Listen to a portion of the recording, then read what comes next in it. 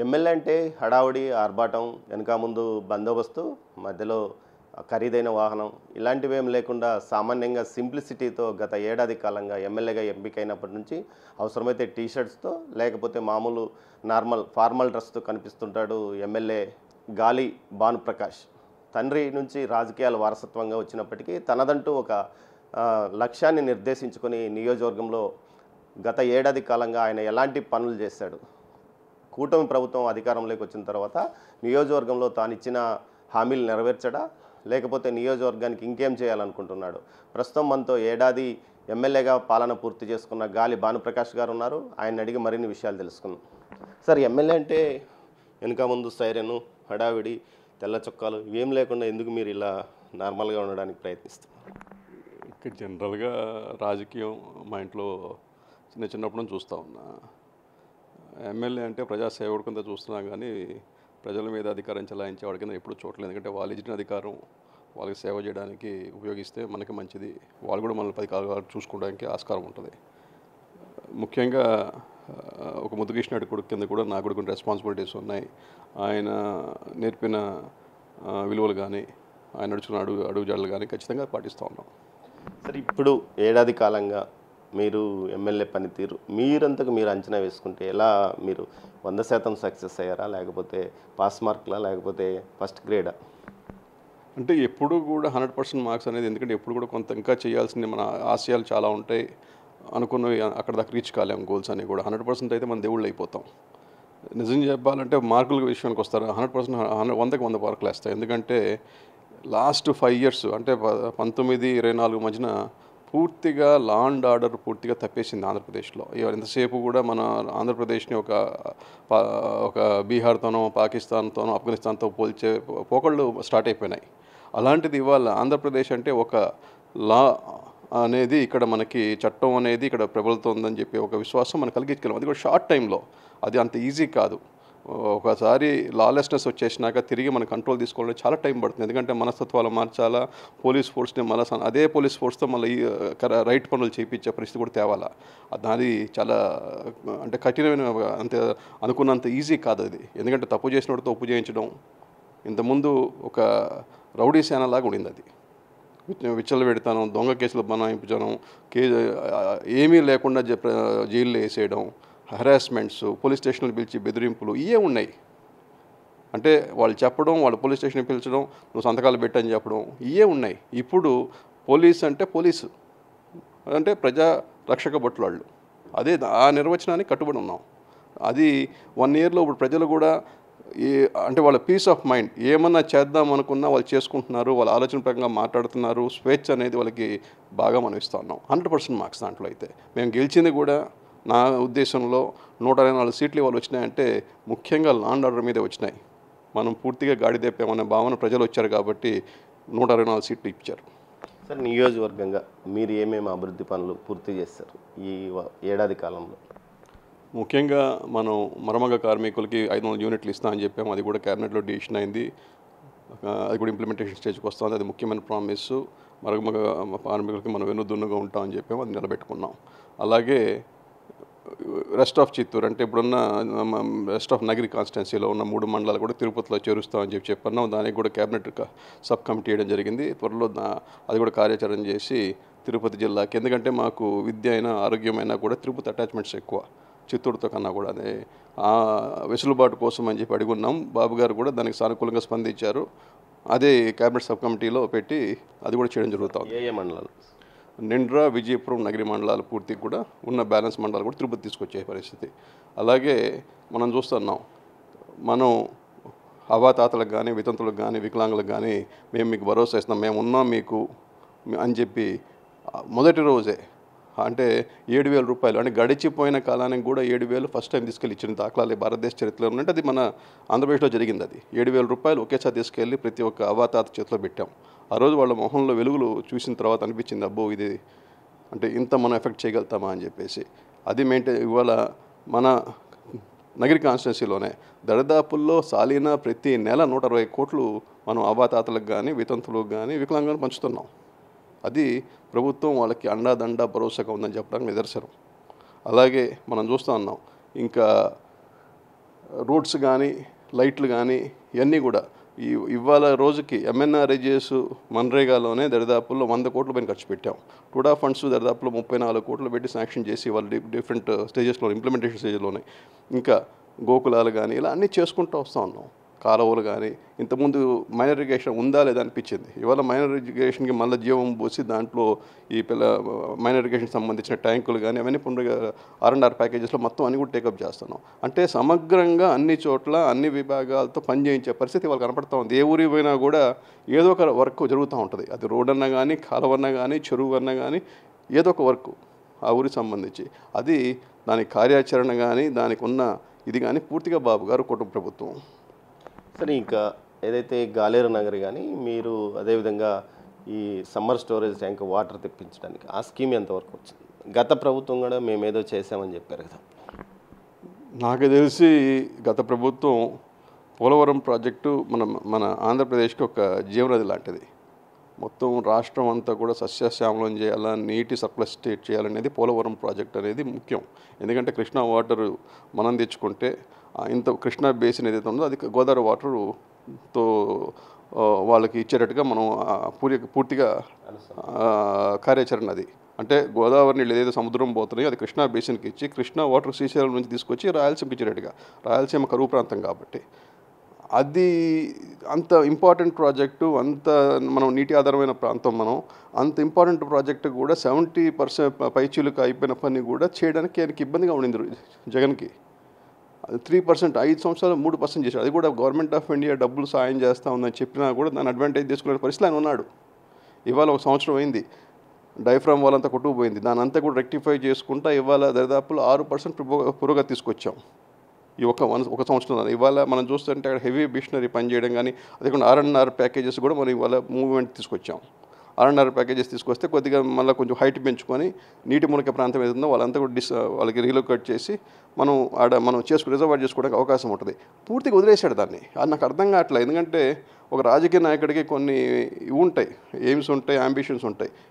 మన టర్మ్లో ఇది చెయ్యాలి, మన టర్మ్లో ఇది సాధించాలి, నా పేరు నిలవాలి అంటే మేమంతా వచ్చింది కూడా అదే. మన గురించి అనుకోవాలి, మనం ఉన్నా లేకపోయినా అనే ఆకాంక్ష అయితే మాకందరికీ ఉంది. అదే జగన్ లాంటి అతనికి అంత పెద్ద వరం ఇచ్చాడు దేవుడు. ఒక అమరావతి కట్టమనో లేకపోతే పోలవరమో లేకపోతే ఇంకోటో అలాంటిది పూర్తిగా విచ్ఛిన్నం చేయడానికి అని ఎంచుకున్నాడు. కానీ కట్టాడు అని చెప్పేదానికి ఎక్కడలే. ఇవాళ ఆ పోలవరము ఏదైతే ఇప్పుడు కంప్లీట్ అవుతుందో దాని తర్వాత ఇప్పుడు బనకచెర్ల తీసుకొస్తున్నారు. బనకచెర్ల తీసుకొస్తుంటే ఏదైతే ఆ వాటర్ ఉంటుందో ఇక్కడ అది మన రాయలసీమ దాకా వచ్చే పరిస్థితి ఉంది. ఎందుకంటే ఆడ అలైన్మెంట్ ప్రాబ్లం అయ్యి నీళ్ళు గాలేరు నగర్ కంప్లీట్ కావడానికి మధ్యలో కడప చిత్తూరు మధ్యలో గ్యాప్ వస్తూ ఉంది. ఆ గ్యాప్ ఏరియాని కూడా రెక్టిఫై చేసుకుంటూ ఏదైతే ఇక్కడ మన నెల్లూరులో సోమశిల ఉందో అక్కడ నుంచి తీసుకొచ్చే పరిస్థితి కనపడుతూ ఉంది. అది తీసుకొస్తే ఖచ్చితంగా వాటర్ అవుతాయి. సరే, ఇంకా పరిశ్రమలకు సంబంధించి ఎలాంటి స్టెప్ వేశారు? మనం చూస్తున్నాం ఆంధ్రప్రదేశ్ అంటే గడిచిన ఒక సంవత్సరంలో చాలా హెడ్లైన్స్ చూసుంటాం. ఇక్కడ ఎల్జీ వాళ్ళు 5,000 కోట్లు పెట్టారు, లేకపోతే గ్రీన్ వాళ్ళు ఇన్ని వేల కోట్లు పెట్టారు, లేకపోతే రీకాన్ వాళ్ళు ఇన్ని కోట్లు పెట్టారు, లేకపోతే అశోక్ లైన్ వాళ్ళు కంపెనీలు ఇన్ని పెట్టారని చెప్పేది ఇవాళ సారా మామూలు కనపడుతుంటాయి. ఇక్కడ పెట్టుబడులు అక్కడ పెట్టుబడులు, వీళ్ళు వస్తున్నారు వాళ్ళు వస్తున్నారు అనేది. అంటే అది గవర్నమెంట్ ఇస్తున్న తోడ్పాటు, వాళ్ళకి ఇస్తున్న ఇది కూడా అంటే భరోసా. మీరు నిర్భయంగా నిశ్చింతంగా మీ వ్యాపారం మీరు చేసుకోవచ్చు, పొలిటికల్ ఇంటర్ఫీరెన్స్ ఉండదు, మీకు కావాల్సిన సదుపాయాలు కానీ రాయితీలు కానీ మేము దగ్గరుండి కల్పిస్తాం, మీరు ఇక్కడ పెట్టుబడులు పెట్టండి, మాకు అంతా కూడా ఉద్యోగ కల్పన కావాలంతే. ఎందుకంటే మన దగ్గర యువత చాలామంది ఉంది, చదువుకున్న యువత. వాళ్ళందరినీ కూడా వాళ్ళ కాళ్ళ మీద వాళ్ళు నిలబెట్టే శక్తి ఉద్యోగాలు వస్తుందని చెప్పే ఉద్దేశంతో పూర్తిగా ఇండస్ట్రియలైజ్ చేద్దామనే ఉద్దేశంతో ఇవాళ అన్ని మూలలా కూడా చేస్తూ ఉన్నాం. మనం చూస్తున్నాం TCS వాళ్ళు దాదాపులో అక్కడ వైజాగ్లో పెద్ద సెంటర్ పెట్టబోతూ ఉన్నారు. ఆడ కూడా 30,000 మంది దాకా ఎంప్లాయ్మెంట్ ఇవ్వబోతున్నారు. అలాగా ప్రతి చోట ఇక్కడ క్వాంటమ్ వ్యాలీ అని అమరావతిలో పెట్టబోతున్నాం. ఇక్కడ మన ఎలక్ట్రానిక్ క్లస్టర్స్లో కూడా కంపెనీస్ చాలా వస్తూ ఉన్నాయి. ఇప్పుడు శ్రీ సిటీలో వస్తున్నాయి. అలాగే మా కాన్స్టిట్యున్సీకి వచ్చే కాడికి నగిరిలో కూడా కోస్టల్ నగరంలో ఇప్పుడు దరిదాపుల్లో 2,500 ఎకరాలు ఐడెంటిఫై చేసి ఉన్నాం. దాంట్లో మొన్న కూడా నోటిఫికేషన్ ఇచ్చాం 500 ఎకరాలకి ఇన్వెస్టర్స్ని PPP మోడల్లో తీసుకొచ్చడానికి. ఖచ్చితంగా అది కూడా కార్యాచరణ అవుతుంది. సరే, ఏదైతే గతంలో APISC భూములు సేకరించి తర్వాత TTD ఉద్యోగులకు సంబంధించి ఇళ్ల స్థలాలు ఇచ్చారు. ఆ విషయంలో పెద్ద ఎత్తున వివాదం నడిచింది. అదేవిధంగా ఏదైతే గతంలో పెద్ద ఎత్తున మీ నియోజకవర్గంలో ఇసుక దందా అవన్నీ జరిగాయనే ఆరోపణలు అంటే వాటిపైన ఏమన్నా విచారణ కానీ కేసులు కానీ నమోదయ్యాయి? భవిష్యత్తులో దోషులు ఏదన్నా తేలే అవకాశం ఉంది? అంటే మా ప్రభుత్వం కక్ష సాధింపు ధోరణి పోకూడదనేది మేము ఒక లక్ష్యంగా పెట్టుకున్నారు బాబు గారు. ఏదున్నా కూడా ఎందుకంటే కక్ష సాధింపులు పెట్టుకుంటే మొత్తం రాష్ట్రం డిస్టర్బ్ అవుతుంది, అతలాకులో అవుతుంది. వాళ్ళు వచ్చారు ఇది చేశారు, వీళ్ళు వచ్చారు అది చేశారు అన్న ధోరణి తప్పితే అట్లని చెప్పి ఇంట్రెస్ట్ ఆఫ్ జస్టిస్ని కూడా మనం కిల్ చేయడానికి లేదు, తప్పును మనం సమర్థించడానికి కూడా లేదు. ఏదన్నా కూడా పక్కా ఎవిడెన్స్ ఉండి పక్కాగా ఇది ఉంటే ఖచ్చితంగా కార్యాచరణ తీసుకొస్తారు, వాళ్ళ మీద ఇన్వెస్టిగేషన్ జరుగుద్ది, ఆధారాలు ఉంటే ఖచ్చితంగా వాళ్ళకి శిక్ష అయితే పడుద్ది. అంతేగాని బనాయించడం, లేని కేసులు ఉన్నట్టు ఉన్న కేసులు ఉన్నట్టు పూర్తిగా ఆధారాలు ఉంటే మటు ఖచ్చితంగా వాళ్ళని లోపేస్తారు. ఇప్పుడు ఈ టీటీడీకి ఇచ్చిన భూములు టీటీడీ ఇళ్ల స్థలాలకు ఉంటాయా, లేకపోతే వెనక్కి తీసుకొని ఏదైతే ఏపీఐఏఎస్సీలో కొనసాగిస్తారా? అది వివాదం నడుస్తుంది. ఒకసారి దేవస్థానం ఉద్యోగులకి ల్యాండ్ ఇచ్చినాక అది వెనక్కి తీసుకోవడం అనేది ఉండదు. ఎందుకంటే అది నెంబర్ ఆఫ్ బెనిఫిషరీస్ ఎక్కువ ఉంటారు, వాళ్ళంతా మళ్ళీ మనం కదిలిచ్చి ఇంకా వేరే ఆల్టర్నేటివ్ ల్యాండ్స్ చూస్తాం. కానీ అట్లా అని చెప్పేసి అక్కడ తీసుకున్న లంచాలు కానీ లేకపోతే కమిషన్లు కానీ అవన్నీ ప్రభుత్వ దృష్టిలో ఉన్నాయి, దాని మీద కార్యాచరణ తీసుకుంటారు. గతంలో వేసిన తుడా లేఅవుట్లో కూడా పెద్ద ఎత్తున అక్రమాలు జరిగాయి, కొన్ని పనులు ఆగిపోయిన పరిస్థితి. వాటిని ఏం మరి తుడా లేఅవుట్ కానీ కొనసాగిస్తారా, లేకపోతే ఇండస్ట్రియలిస్ట్కి ఏదైనా అవకాశం ఇస్తారా? పర్మిషన్ వచ్చిన లేఅవుట్స్ ఏది డిస్టర్బ్ చేయం. ఏదైతే గవర్నమెంట్ ల్యాండ్ని ఏదైతే ఉంటుందో అవన్నీ కూడా ఇప్పుడు సేవ్ చేయడానికి ట్రై చేస్తున్నాం. ఎందుకంటే ల్యాండ్ బ్యాంక్ అనేది ఇండస్ట్రీస్కి అవసరం. ఆ ల్యాండ్ బ్యాంకు తయారు చేయడానికి అంటే ఏపీఐసి ద్వారా ఆ ల్యాండ్ బ్యాంక్ని కాపాడుకుంటే భావితరాలకి మనం ఒక ఇది ఇచ్చినట్టు ఉంటుంది. అట్లా కాకుండా మనం ఇష్టం వచ్చినట్టు వెచ్చలు పెడుతున్నంత ఆడ ప్లాట్లు ఈడ అని చెప్పి మన స్వలాభం కోసం ఆ రోజు అమ్మేసి ఇప్పుడు ఆమె ఏం చేసింది 10% కమిషన్ కోసం మొత్తం బంగారం ల్యాండ్ అంటే ఇవాళ నివాస యోగ్యం కాదు. అక్కడ ఎవరైతే టీటీడీ వాళ్ళకి ఇచ్చారో అది నివాస యోగ్యం కాదు. దరిదాపుల్లో తిరుపతికి 15-20 కిలోమీటర్ల దూరంలో తీసుకెళ్ళి ఇచ్చారు. అక్కడ ఎవరు కట్టుకుంటారు ఇల్లు, ఎవరు పోయి పనిచేస్తారు తిరుపతి లాంటి చిన్న పట్టణంలో కూడా. అలాంటిది కేవలం కమిషన్ల కోసం ఆమెకు వచ్చే 10% దీనికోసం ఆమె ఇంత దిగజారుపుతనం చేసింది. రేపు మనం కూడా ఆమె ద్వారాలో పోతే మనల్ని జనాలు ఒప్పుకోరు. ఖచ్చితంగా ఇండస్ట్రియల్ డెవలప్మెంట్కే వాడతాం. ఇది కొంచెం ఇబ్బందికరమే. మీ కార్యకర్తలు చాలామంది మేము టిప్పర్లు పెట్టుకుంటాం, మట్టి తోలుకుంటాం అంటుంటే మీరు ఆపేస్తున్నారని వాళ్ళు అంటున్నారు. ఇది కొంత మీ మీద బాగా ప్రెజర్ పెరుగుతుంది. అంటే జనరల్గా కార్యకర్తలు బాగుండాలని కోరుకునే వాళ్ళు నేను ఒకరిని. అట్లని చెప్పేసి న్యాచురల్ సంపదను దోచుకుందామన్నా లేకపోతే దాన్ని అడ్వాంటేజ్ తీసుకుందామన్నా కొంత నాకు ఇష్యూస్ ఉన్నాయి. అది అలౌ చేయట్లేదు. అప్పుడైతే ఏమైనా పర్మిషన్ ఉన్నా అంటే జెన్యూన్ వర్క్స్ అంటే రోడ్డు వర్క్ మా కాన్స్టిట్యున్సీలో రోడ్డు పోతూ ఉంది. అది మా కాన్స్టిట్యున్సీ మా అందరికీ ఇలా అవసరం అది. ఎందుకంటే ఒక ఇండస్ట్రీ రావాలన్నా లేకపోతే రాకపోకలు సుజావుగా జరగాలన్నా కూడా మంచి రోడ్స్ ఉండాలి. దానికి పూర్తిగా సహకరిస్తాను. తీసుకెళ్ళి చెన్నైకి అమ్ముకుంటానో లేకపోతే తిరుపతి అమ్ముకుంటానంటే కొద్దిగా అలౌ చేయట్లేదు. 2014 నుంచి 19 వరకు మీ నాన్నగారు ఇలాగే ఆపారు. అసలు ఎక్కడ గ్రావెల్ కానీ ఇసుక తరలింపును పూర్తి స్థాయిలో ఆపారు. 2019 నుంచి 24 మధ్యలో పెద్ద ఎత్తున ఇక్కడ నుంచి దందా నడిచిండనేది బహిరంగ రహస్యం. పెద్ద ఎత్తున ఆందోళనలు గ్రామస్తులు కూడా చేశారు. అంటే ఇప్పుడు కూడా మీరు దాన్ని ఏదైతే మీరు జాగ్రత్తగా అట్టిపెట్టడం మరలా ఇంకో దోపిడీకి తెరదేదంటారా? సరే, మన దేవుడు మనకు అవకాశం ఇచ్చాడు, మనల్ని కుర్చీలో కూర్చోబెట్టాడు. మన కర్తవ్యం మనం నెరవేర్తిస్తాం. ఆ తర్వాత దేవుడు దయ. ఇప్పుడు మనం చేయాల్సిన పని మనం చేసాం. దాని తర్వాత వచ్చి దోచుకుంటాడు. ఏం చేస్తాం? వచ్చే సంవత్సరానికి కానీ నెక్స్ట్ 4 ఏళ్ళకి మీరు ఎలాంటి ప్లాన్ వేసుకుంటున్నారు? ఖచ్చితంగా మన నగిరిలో పర్ క్యాపిటల్ ఇన్కమ్ పెంచాలంటే ఉద్యోగ కల్పన బాగా చేయాలి. మంచి ఉద్యోగాలు రావాలి. అంటే ఈ చిన్న ఉద్యోగాలు కాకుండా కొద్దిగా మంచి డబ్బులు వచ్చే ఉద్యోగాలు వస్తే అక్కడే పని చేసుకొని అక్కడే ఉండే పరిస్థితి కల్పించాలనేది మనకున్న జియోగ్రఫికల్గా చాలా అడ్వాంటేజెస్ ఉన్నాయి నగిరికి. దాన్ని ఇప్పుడు దాకా మనం ఎక్స్ప్లోర్ చేయలేకపోయాం. ఇప్పుడన్నా ఎక్స్ప్లోర్ చేయాల్సిన పరిస్థితి. ఎందుకంటే ఇంత ముందు దాకా మాకు కనెక్టివిటీ లేదు. ఇప్పుడు కనెక్టివిటీ ఏర్పడుతూ ఉంది. ఇంకా రానున్న రోజుల్లో దాన్ని మనం అడ్వాంటేజ్ తీసుకొని ఖచ్చితంగా దాన్ని ముందుకు తీసుకెళ్లాలని ప్రయత్నం చేస్తున్నాం.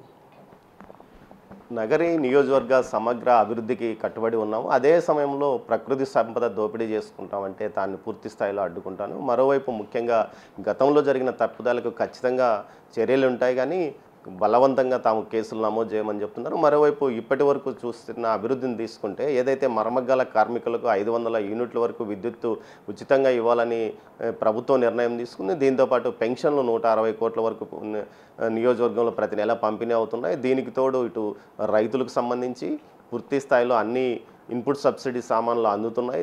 మరోవైపు ఏదైతే నియోజకవర్గంలో ఇటు ఇండస్ట్రీస్ కోసం ప్రత్యేకంగా 2500 ఎకరాల భూమిని సేకరించాము. అందులో 500 ఎకరాలను నోటిఫై కూడా చేయడం జరిగింది. పీపీపీ పద్ధతిలో త్వరలో పరిశ్రమలు రానున్నాయని నగరి ఎమ్మెల్యే గాలి భానుప్రకాష్ అంటున్నారు. కెమెరా పర్సన్ పురుషోత్తంతో దామోదర్ నగర్ నుంచి.